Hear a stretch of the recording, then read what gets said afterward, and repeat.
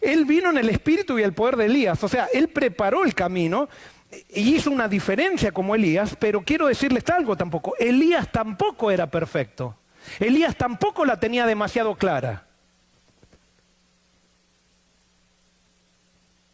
¿Cómo? ¿Qué pasó en el Monte Carmelo? ¿Se acuerdan? Estaban divididos, no había llovido por 3 años y medio, y el pueblo de Dios no se definía por Dios. O sea, estaba con Dios, pero con Baal también al mismo tiempo. Entonces no sabían si Dios o Baal. Y entonces Elías convoca a Acab y a todo el pueblo de Israel en el Monte Carmelo. Y les dice algo. Les dice, miren, vamos a hacer lo siguiente. Los sacerdotes de Baal hagan un altar y van a pedir por lluvia. Y si desciende fuego y quema el sacrificio que ellos hacen, quiere decir que Dios está con ellos. Y yo voy a hacer lo mismo. Y si viene fuego del cielo y quema mi sacrificio, quiere decir, o sea, que Dios, mi Dios, es mayor que Baal. Si Baal quema el sacrificio, entonces Baal es mayor Dios. Muy bien, ustedes saben la historia. Los sacerdotes de Baal comienzan a pedir que descienda fuego. ¿Y qué pasa? ¿Qué pasó? Nada. Y yo les hago una pregunta. ¿Qué hace Elías? ¿Qué hace Elías cuando no cae fuego del cielo?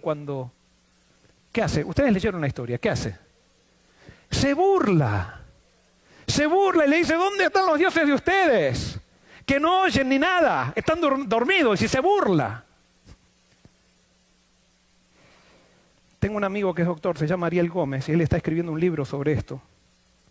Y él me decía los otros días, ¿estuvo bien Elías en burlarse?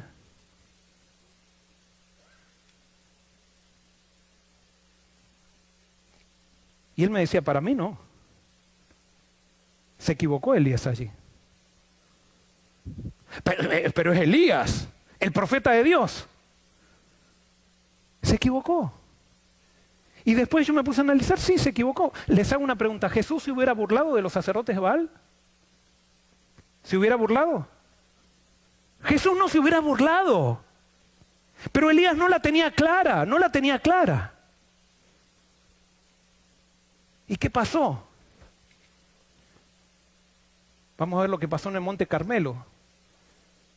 Primero de Reyes, capítulo 18, versículos 36 en adelante, dice, cuando llegó la hora de ofrecer el holocausto, se acercó el profeta Elías y dijo, Jehová Dios de Abraham, de Isaac y de Israel, sea hoy manifiesto que tú eres Dios en Israel, que yo soy tu siervo y que por mandato tuyo he hecho todas estas cosas. Respóndeme, Jehová, respóndeme para que conozca este pueblo que tú, Jehová, eres el Dios y que tú haces que su corazón se vuelva a ti. ¿Tenía un buen espíritu Elías? ¿Su propósito era bueno, sí o no? Sí, era buenísimo el propósito. Ahora, ¿cómo sigue? Entonces cayó fuego de Jehová y consumió el holocausto, la leña, las piedras y el polvo y hasta lamió el agua que estaba en la zanja. Viéndolo todo el pueblo se postraron y dijeron, Jehová es Dios, Jehová es el Dios. Reconocieron todos. De paso eso, Jehová es Dios, Jehová es Dios. ¿Saben qué dijo el pueblo? Eso dijeron, Elías, Elías, porque eso, Elías quiere decir Jehová es Dios. Jehová es Dios, dijeron. Entonces Elías les dijo, versículo 40, apresad a los profetas de Baal para que no escape ninguno. Ellos los apresaron y Elías los condujo al arroyo de Sisón y allí los degolló.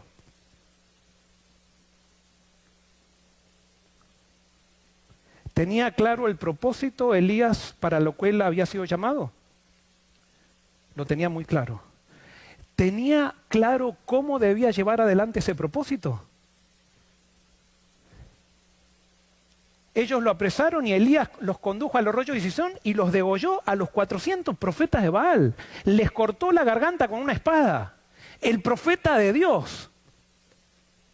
¿Hizo bien Elías? No, no podemos aprobar esto. Esto va en contra de la ley de Dios. No podemos aprobarlo bajo ningún punto de vista.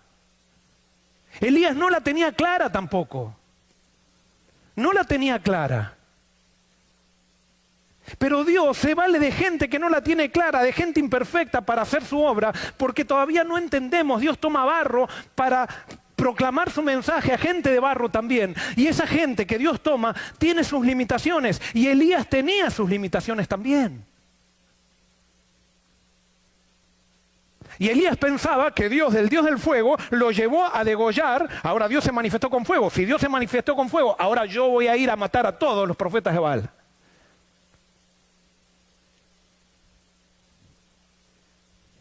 Y el Dios de la Biblia se rodea de toda esa gente imperfecta. Y entonces fíjese cuál fue el resultado. Elías después, ya que Dios contestó, va a orar por lluvia. ¿Y cuántas veces tiene que orar? 7 veces. ¿Qué había pasado con la fe de Elías en ese momento? ¿Qué había pasado? ¿Algún problema tuvo Elías porque tuvo que orar 7 veces para que Dios conteste?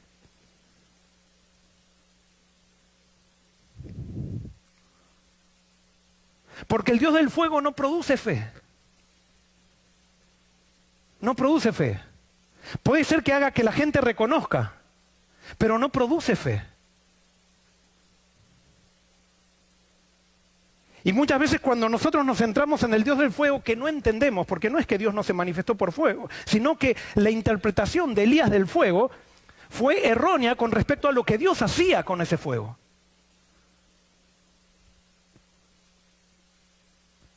Y entonces ustedes saben la historia, Dios manda lluvia, una lluvia torrencial, que milagrosamente Dios ayuda a Elías para ir corriendo en el carruaje de Acab, delante del carruaje de Acab, guiando los caballos. Sin embargo, llegan abajo y le cuentan a Jezabel, la esposa de Acab, lo que Elías había hecho con los profetas de ella. ¿Y qué dice Jezabel? Me comprometo con mis dioses que mañana mismo le mando un mensaje a Elías y dice, si yo no te saqué a ti de la tierra como tú los degollaste a ellos. La venganza de Elías provocó a Jezabel para que le haga más guerra. Y entonces cuando Elías recibe la amenaza de Jezabel, Elías, el que había hecho descender fuego del cielo, entre comillas, ahora se desanima y entra en una depresión. Y le agarra, ¿por qué? Porque ya Elías no tenía la fe que había tenido en el momento que bajó el fuego. Pero cuando él vio el fuego, interpretó mal el fuego y quiso degollar a los profetas de Baal, a los que se portaban mal. Pero Dios no le permitió, porque Jesús nunca hubiera hecho eso. Nunca hubiera hecho eso. Y entonces ahora Elías desea morir en depresión. Y cuando estaba allí pidiendo morir, se le aparece un ángel y le dice, come esto. Y le da una comida que me hubiera gustado saber la receta. Y Elías experimenta una cuarentena, camina 40 días. Una cuarentena, ¿para qué? Dios sabía que Elías necesitaba entender algo. Y Dios utiliza las cuarentenas para que nosotros entendamos quién es Él. Lo prediqué en el primer sermón que cuando comenzó la cuarentena, ¿se acuerdan?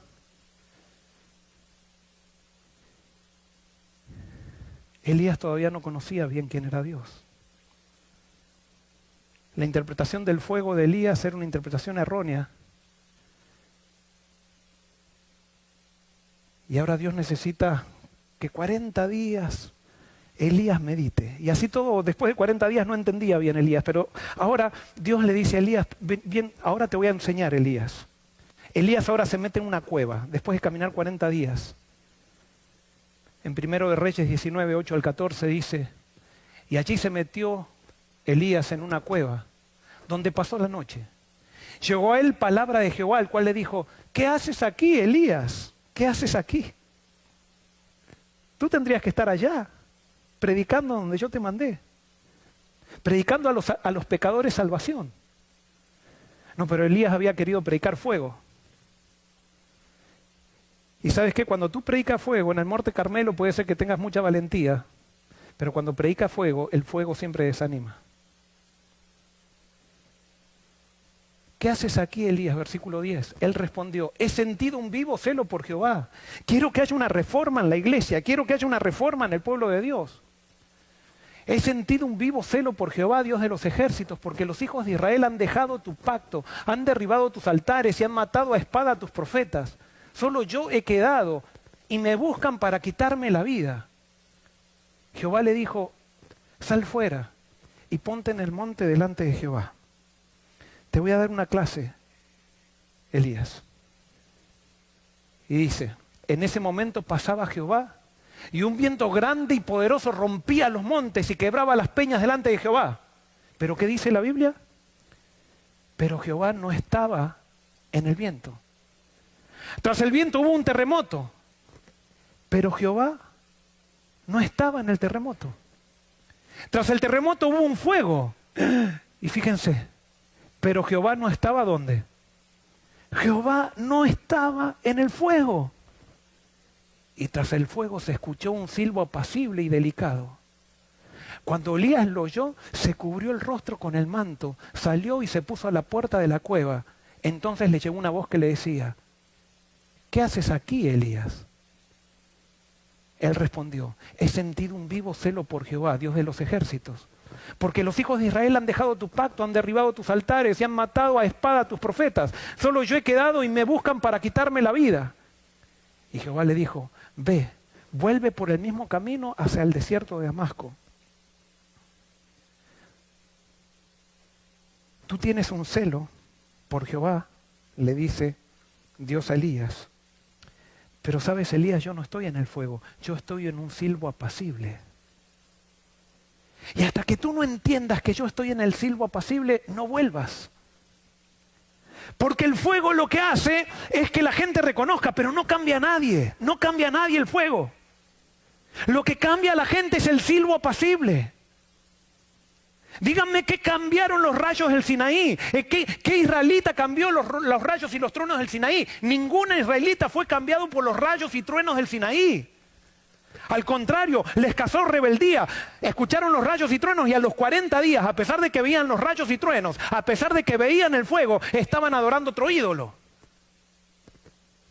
Porque el fuego no cambia a nadie. Lo único que cambia es el silbo apacible. Y lo único que cambió a los israelitas no fue la ley que fue dada en el Sinaí con truenos y rayos, con fuego, sino lo que cambió a los israelitas fue el santuario dado en el Sinaí, que simplemente se manifestó y entró a vivir dentro, se puso el santuario dentro del pueblo y el centro del santuario era el Cordero.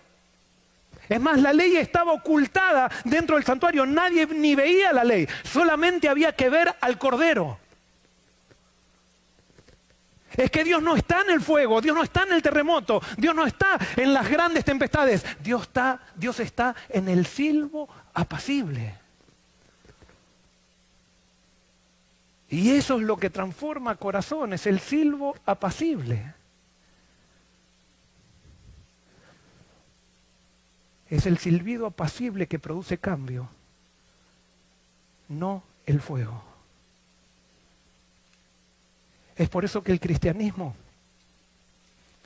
de los últimos 70 años no ha cambiado a nadie. Simplemente ha hecho crecer iglesias. Porque hemos predicado fuego. Hemos predicado el monte Sinaí.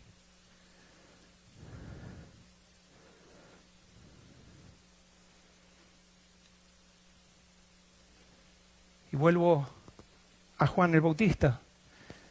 Él decía, como el profeta Elías, en cuyo espíritu y poder había venido a Israel, esperaba que el Señor se revelase como Dios que contesta con fuego. Juan el Bautista estaba equivocado también. Juan el Bautista lo confundía el silbo apacible que producía Jesús. Y él estaba en la cárcel esperando que se manifieste el fuego, cuando Jesús estaba sentado con los publicanos, con los pecadores, hablando de semillitas, hablando de pajaritos, hablando de hijos pródigos. Y Juan el Bautista decía, pero ¿qué pasa? Este no puede ser, tiene que predicar un poco de fuego.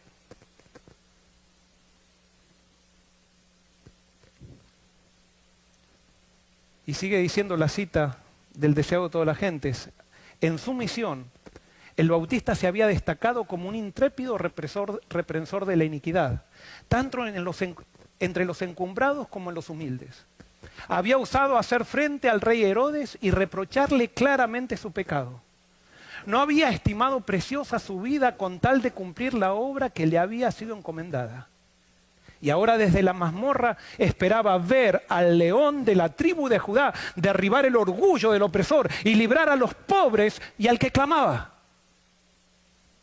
Pero Jesús parecía conformarse con reunir a los discípulos en derredor suyo y sanar y enseñar a la gente. Comía en la mesa de los publicanos, mientras que cada día el yugo romano pesaba siempre más sobre Israel. ¿Qué fue lo que confundió a Juan el Bautista? El silbo apacible de Jesús. ¿Y qué es lo que te confunde a ti y a mí? Es el silbo apacible de Jesús. Porque Jesús no está en el fuego. Jesús está en el silbo apacible de su amor.